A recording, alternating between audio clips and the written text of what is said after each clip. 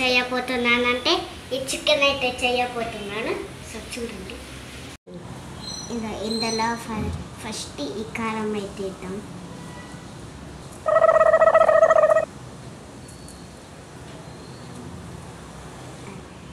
మరి ఇంత పసుపు వేసుకుందాం.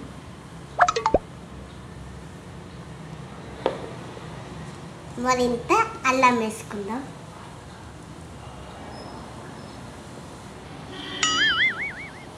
ఇప్పుడు ఇదంతా మిక్స్ చేసుకుందాం.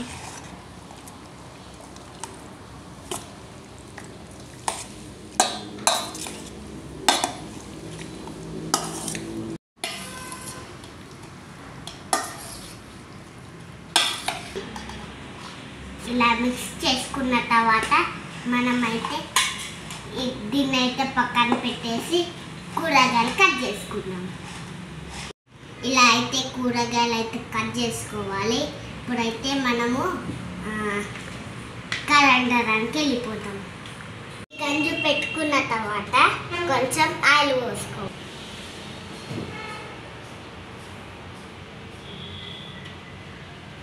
కొంచెం జాగ్రత్తగా ఉండాలి. జాగ్రత్తగా ఉండాలి పోసేటప్పుడు. కొన్ని మసాలా ఐటమ్స్ అయితే వేసుకోవాలి. ఇప్పుడు ఆనియన్స్ వేసుకోండి.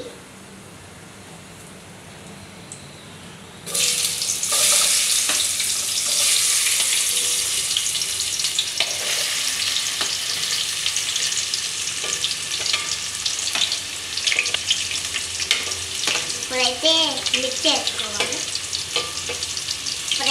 దీన్ని ఇలా కలుపుకోవాలి.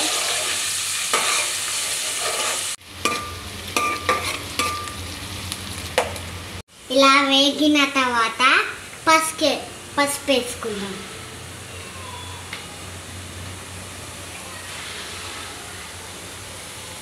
కలుపుదాం.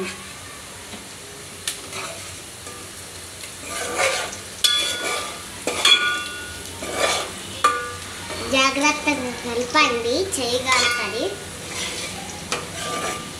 పసుపు వాసన మంచిగా వేగిన తర్వాత మనం చికెన్ వేసుకుందాం.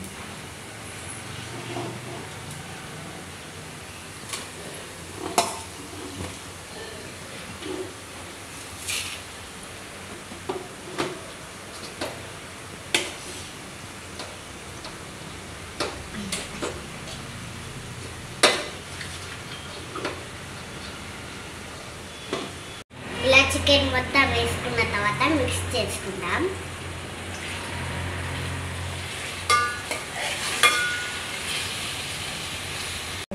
ఇలా బాగా కలుపుకోవాలి. కలుపుకున్నాక మనం మూత పెట్టేసుకుందాం. ఒక 5 నిమిషాలు ఉడకనిద్దాం. ఈలోపు మీరేం చేస్తారు? లైక్ అండ్ సబ్స్క్రైబ్ చేసుకోండి. 5 నిమిషాలు అయింది. ఇప్పుడు చూద్దాం. ఇప్పుడైతే మూత తీద్దాం. ఇలా ఆయిల్ పైకి తేలుతున్నప్పుడు మనం అయితే నీళ్ళు పోసుకుందాం.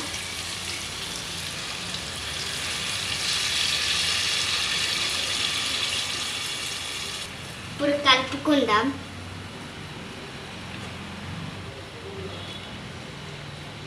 చికెన్ ఉడికేటప్పుడు మనం కాసింత ధనియాల పొడి వేసుకుందాం.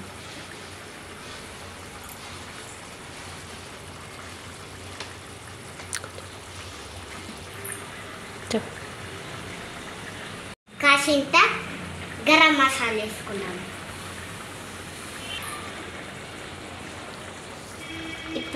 ఇప్పుడైతే మిక్స్ చేసుకుందాం.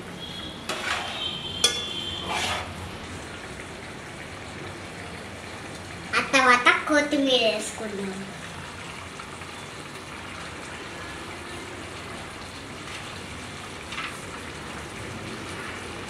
ఇప్పుడైతే మూత పెట్టేసుకుందాం.